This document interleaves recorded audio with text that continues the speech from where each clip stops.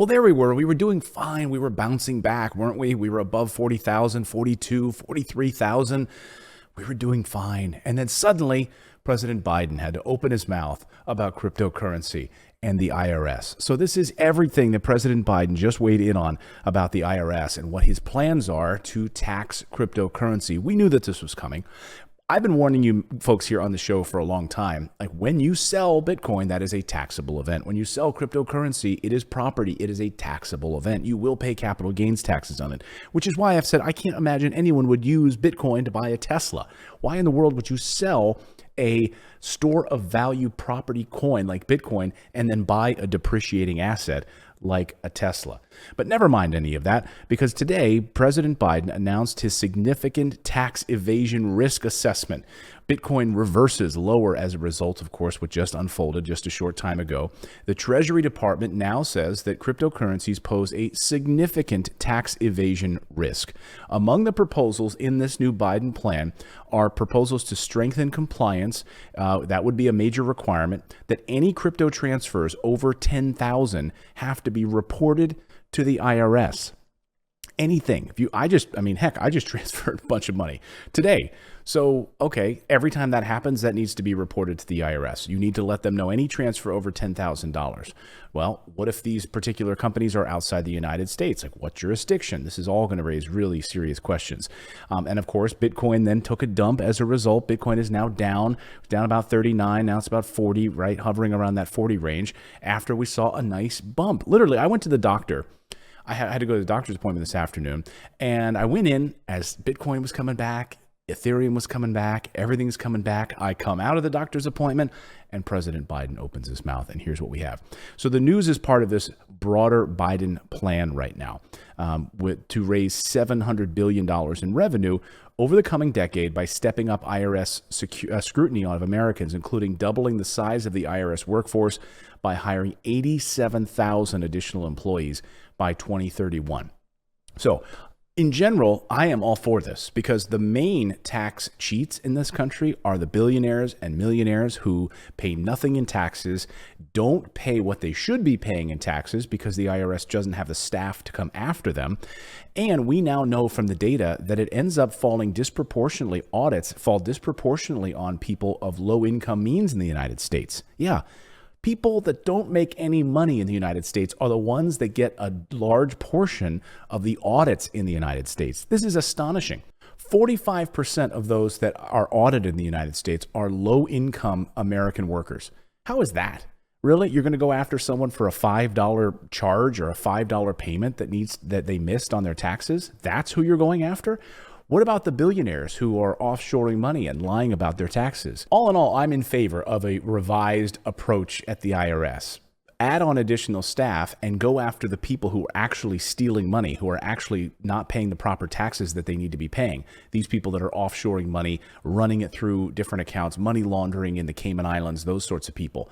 Yes, as Elizabeth Warren has said, that if we actually had more staff at the IRS, we could actually get upwards of maybe about $1 trillion in revenue into the United States that could help pay for things like, hey, rental assistance right now could help pay for unemployment. It could pay for Medicare. It could pay for lower prescription drug prices in the United States. It could pay for health care, right? If we actually got these people paying taxes. And meanwhile, President Biden is under pressure from fellow Democrats, particularly Sherrod Brown of Ohio, who wants him to take a harder line on cryptocurrency. In a letter today, the Ohio Democrat warned against granting federal charters to companies trying to expand access to risky and unproven digital assets and technology. So these companies that are heavily invested in Bitcoin or other cryptocurrencies, who are also part of perhaps a new infrastructure package that might be unveiled soon, if they are in solar and wind or other environmentally friendly infrastructure pieces, this Ohio Democrat is saying, hold on a second. If they are also heavily invested in these risky assets, that could be a problem. So in the letter to the Office of the Comptroller of the Currency, which regulates national banks, Sherrod Brown, the Ohio Democrat, warned against granting federal charters to companies trying to expand access to risky and unproven digital asset technologies. He asked the acting comptroller appointed by Treasury Secretary Janet Yellen last week to reconsider recent decisions to let 3 crypto firms, Paxos, Protego, and Anchorage, become national trust banks.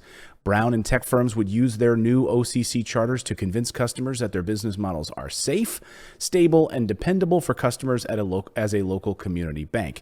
He argues that they should not be able to make those assertions, and that he said the OCC couldn't regulate those companies like they could traditional banks, in part because crypto assets have severe price swings.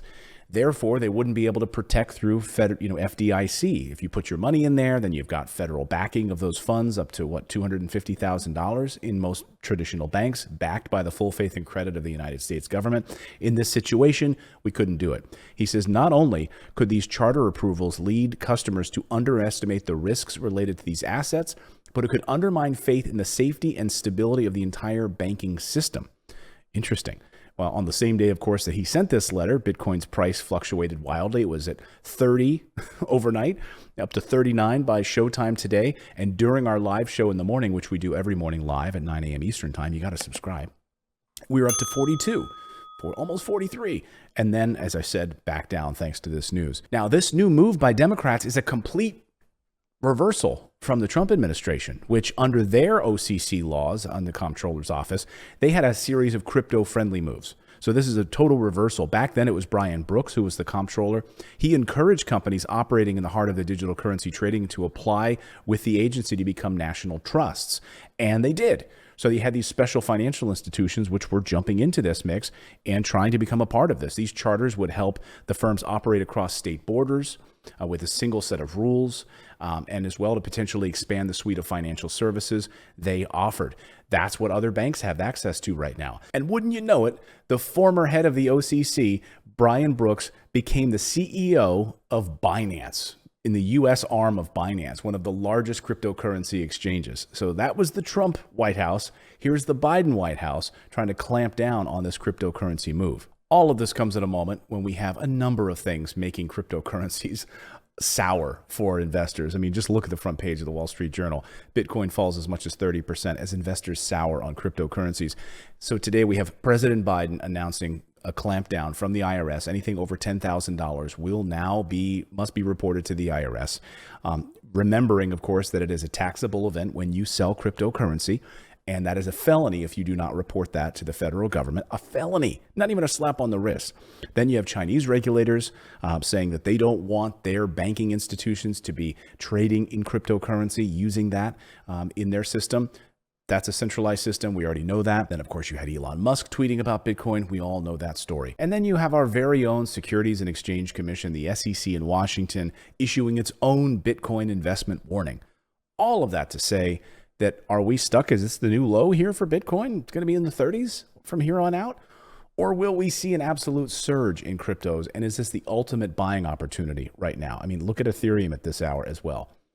So is this the ultimate buying opportunity? Let me know in the chat below what you plan to do. Don't forget to subscribe to the channel. By the way, we also have a newsletter that we publish every morning. First thing in the morning, right to your inbox. It's totally free. You can read it in about 5 minutes over your cup of coffee while you're looking at your portfolio and going, It's morninginvest.com. The link is below. We'll see you next time, everyone.